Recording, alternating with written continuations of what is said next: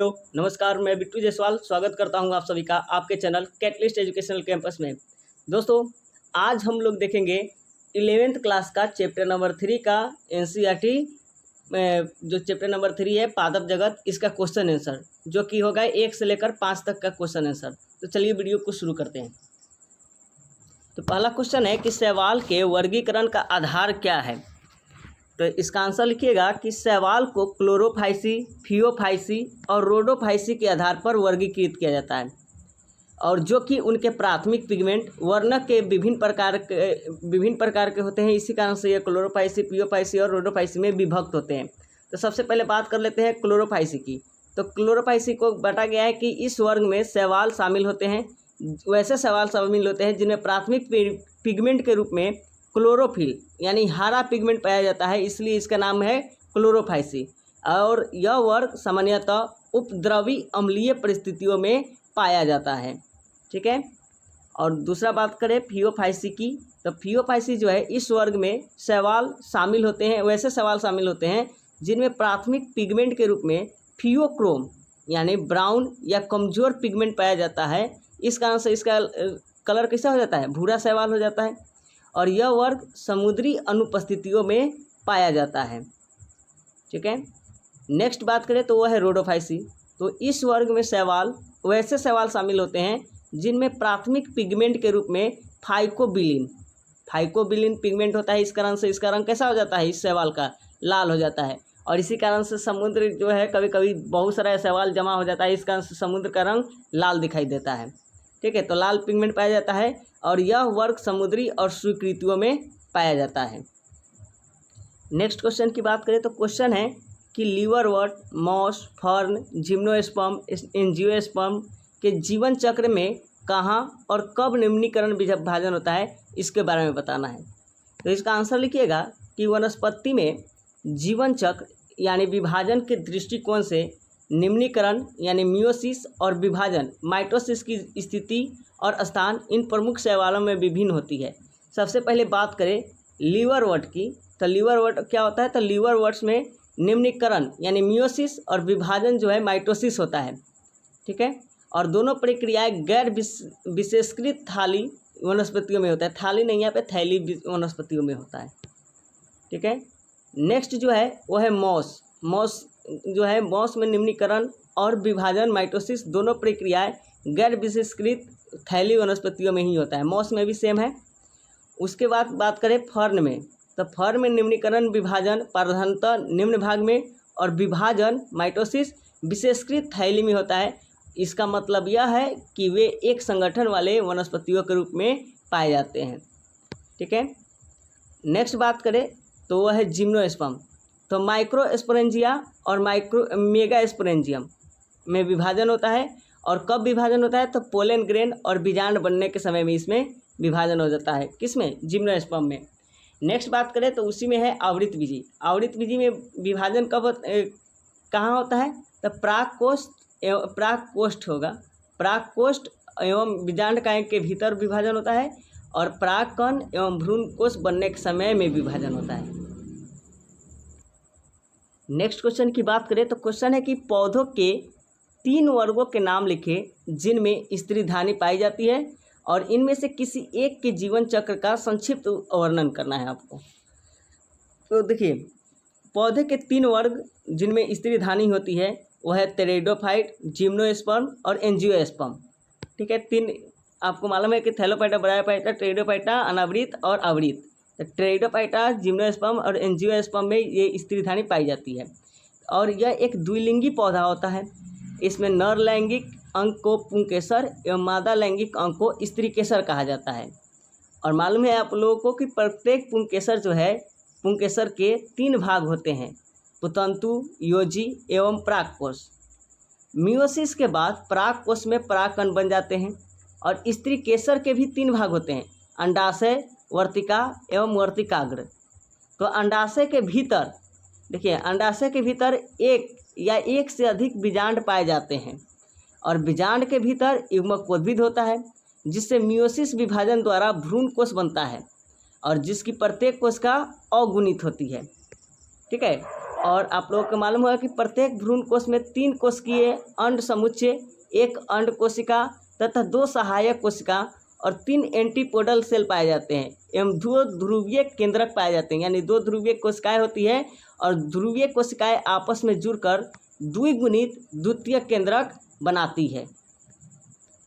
उसके paragraph change करके लिखिए है कि परागकण मालूम है आप लोगों को कि परागकण पराग कोश से निकलकर वायु अथवा अन्य दूसरे माध्यमों द्वारा वर्तिकाग्र पर पहुंच जाता है। तो अब जो वर्तिकाग्र पर पहुंच गया तो इस क्रिया को परागन कहते हैं। और परागकण वर्तिका में जल को अवशोषित कर अंकुरित हो जाता है और इससे पराग नली निकलती है जो वर्तिकाग्र के ऊतकों के बीच से होती हुई बीजांड तक पहुंच जाती है। ठीक है। और जहाँ यह भ्रूण कोश के भीतर जाकर 2 नर युग्मकों को छोड़ती है, जिससे 2 नर युग्मक बनता है, आप लोग को बताएंगे। इनमें से एक जो है अंड कोशिका से संलयित होता है और जिससे युग्मनज बनता है और फिर युग्मनज से बनेगा भ्रूण। और दूसरा जो है दूसरा केंद्रक जो है द्वितीय केंद्रक से संलयित होता है दूसरा युग्मक, जिससे त्रिगुणित प्राथमिक भ्रूण कोश केंद्रक बनता है। चूँकि इसमें 2 बार संलयन होता है तो इस कारण से इसको क्या कहते हैं, द्विनिषेचन कहते हैं। और यह एंजियोस्पर्म का एक मुख्य गुण है। और युग्मनज से भ्रूण एवं प्राथमिक भ्रूण कोश केंद्रक भ्रूण कोश में बदल जाता है। देखिए केंद्रक जो है भ्रूण पोष में बदलेगा। ठीक है। और भ्रूण कोश विकासशील भ्रूण को पोषण भ्रूण पोष यहाँ पे भ्रूण पोष विकासशील भ्रूण को पोषण प्रदान करता है। ठीक है। और बीजांड से बीज तथा अंडाशय से फल बन जाता है। और निषेचन के पश्चात जो है सहायक एवं एंटीपोडल कोशिकाएं जो है लुप्त हो जाती है।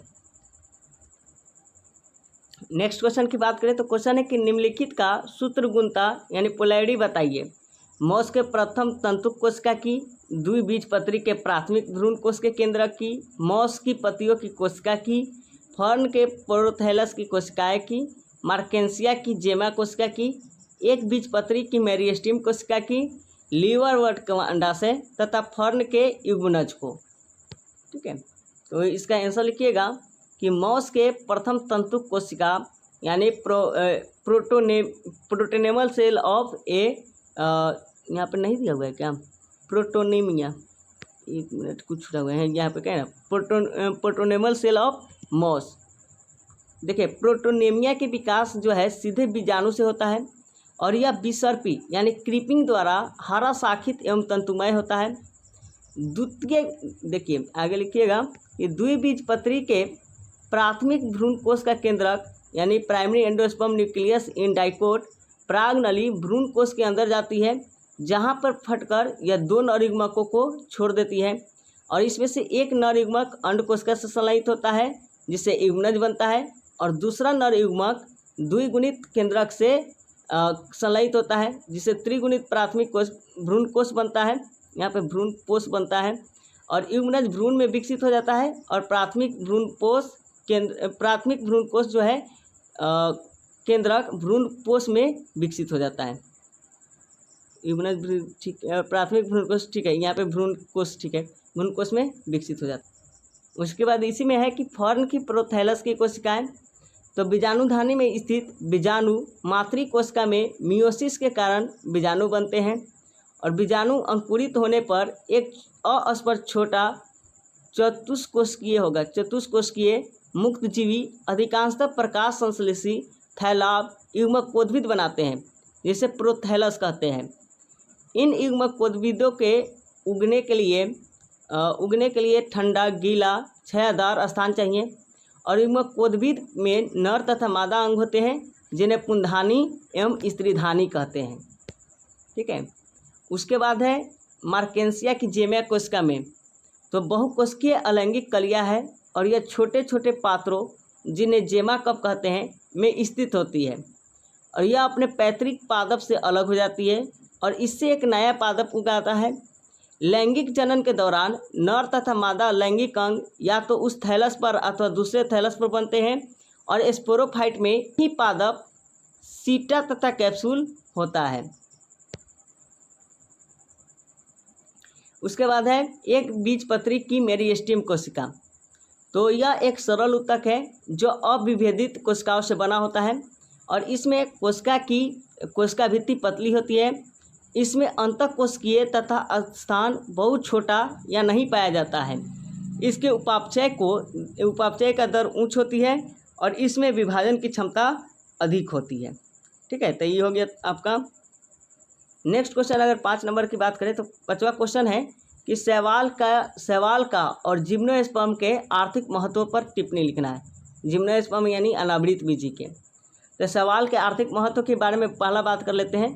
तो शैवाल का पहला महत्व है कि पृथ्वी पर प्रकाश संश्लेषण के दौरान कुल स्थिरीकृत यानी CO2 कार्बन डाइऑक्साइड का लगभग आधा भाग शैवाल स्थिर करते हैं।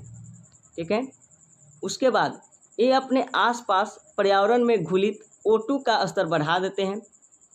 तीसरा इसका फायदा है शैवाल का कि शैवाल की कई जातियाँ जैसे पोरीफेरा, लेमिनेरिया, सरगासम इत्यादि का उपयोग भोजन के रूप में किया जाता है।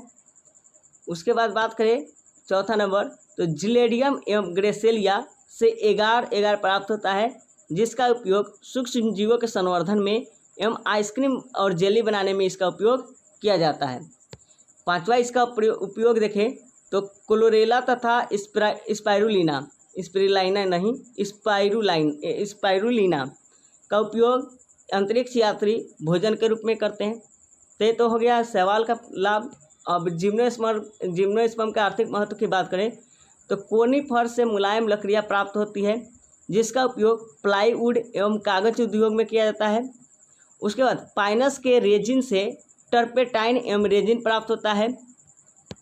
नेक्स्ट बात करें तो टर्पेटाइन का उपयोग पेंट में एवं पॉलिश बनाने में होता है तथा इसे दर्द, ब्रोंकाइटिस, आंत कृमि की दवा बनाई जाती है।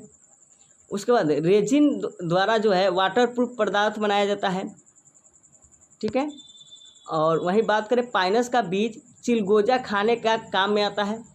और एफेडेरा में ये किसका है, अनावृत बीजी। एफेडेरा में एफेड्रिन प्राप्त किया जाता है जो कि दमा के इलाज में प्रयुक्त होता है। ठीक है, तो ये तो हो गए आज का वीडियो। तो उम्मीद करते हैं ठीक लगा होगा। और नेक्स्ट क्वेश्चन जो है जितना भी बच गया उसको नेक्स्ट वीडियो में हम लोग कवर करेंगे। अच्छे से पढ़ाई कीजिए। Bye, take care.